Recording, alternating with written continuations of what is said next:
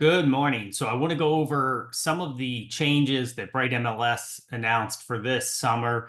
And they did a 1 hour webinar on this, but I'm going to do a condensed version where I'm going to try to go through this in 5 minutes or less. So let me just jump right into it and share my screen so you can see the form from the webinar last week. And, the form at the top, I noticed it has the checkbox for the buyer client. That primarily is going to be to get probably this disclosure to the buyer about how Bright works, about how cooperation works. And then down here towards the bottom, you'll see that it's really more geared towards sellers. So kind of going back up to the top, we're going to focus on the checkbox for the seller. The form starts with an explanation of what Bright is and how Bright works. It talks about cooperation among brokers. And that's about cooperatively sharing information. That's not talking about compensation. Talks about open, transparent access to information. So that is a service.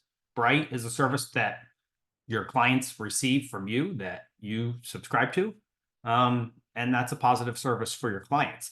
So jumping into your contract with your broker, because this is going to be the most important part of this form. For our brokerage, I believe that this is going to be a companion form that is used in our listing kits. Unless the Maryland Realtors exclusive right to sell has language that is very similar to this, I would anticipate that we're going to use this form. And if you attended the webinar, you also heard that the form possibly will go through further revisions. I think as they get feedback, I think as the marketplace begins to use these forms, we're going to need to be adaptable, in other words, because there's going to be changes. I don't love the form. I know that it was probably created by the attorney who did the webinar. I don't think it is as clear as it could be. I do think it's a right step in the right direction, but I can tell that it was created by an attorney, not by a real estate agent or real estate broker. So I do have a couple issues with the form. So I'm trying to advise you and give you information on how to use the form as best as I can. But I do believe the form has some structural limitations just in how it was constructed. So it's not to knock the form. We've got to use the form. I think it's definitely progress to have the form, and I think will provide more clarity to our sellers, but expect that the form will be revised. So jumping right into this section, your contract with your broker. When will your broker begin providing services related to the home? Okay, so that could be today. That may be later than the effective date of your agreement. So let's say you visit with a seller on November 1st and you sign an exclusive right to sell with that seller and they become your client that day. But they're actually going to take the next couple months to work on the home, and they'll be doing some traveling. And they said they would call you in January. So the services related to the home are probably going to begin in January. So you might be inserting January 1st, for instance, but I don't know. Maybe services will begin right away. Let's look at what those look like underneath. The point is, whatever that date is that you insert there, you need to put the information in Bright within 2 days.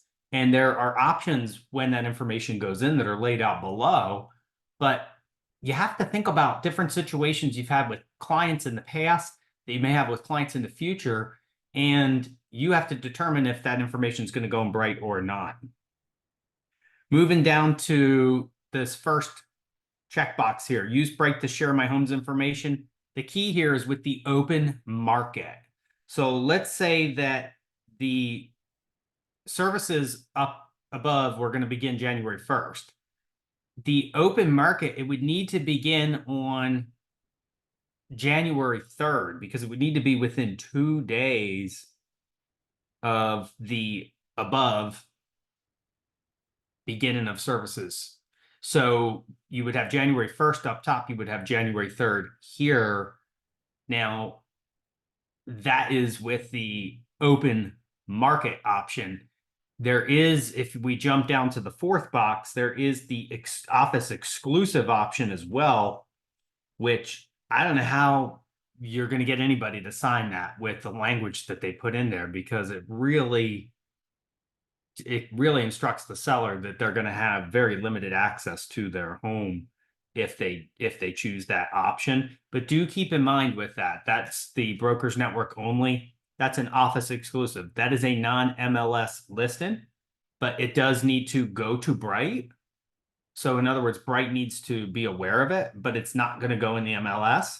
And you may advertise that. So again, we don't have a lot of instances like that personally, but it is something that may come up. Jumping back up to box number 2, though, use Bright to share my home's information with real estate professionals in Bright MLS only, and do not publicly market my home on the internet. So this could be an active or coming soon listing, but you would check box no for the internet. Again, when do you do that? I mean, that's not often, but maybe for some reason someone wants it coming soon just in MLS, but they don't want it on the public sites yet. That would be an example. But I'd say for most of our active listings, our clients do want the property on the internet. And then the third checkbox, I've starred this because I think it's probably the one we're going to use the most. My home isn't quite ready to show, but will be available for full public marketing on, let's say it's January 15th. Okay, so that's like the active date. So the property will be coming soon and Bright until ready for home tours, showings, or open houses, and then active once any of those begin. So I believe that you could complete this form as such. At the top, when will your broker begin providing services related to the home? Let's say it's January 1st. I believe that you may use the first checkbox here, that you're going to begin to share information with the open market. That's not access to the home, because it says there you and your broker still manage access to the home. A different date that you'll insert below when you'll begin making home tours and showings available. That could be January 3rd. So let's say that that's the coming soon date. And then the third checkbox, my home isn't quite ready to show, but will be available for public marketing on January 15th. So let's say 12 days later. The other great part about this is there's no limitations on coming soons now. I did go over the 5 minutes here very slightly, but that's how I see you using it. I don't see you using number 2 very often, and I don't see you using checkbox 4 much either. And if you have any questions, again, we're still trying to work through. It's a brand new form I just saw for the first time a couple days ago, but please let me know. Thanks.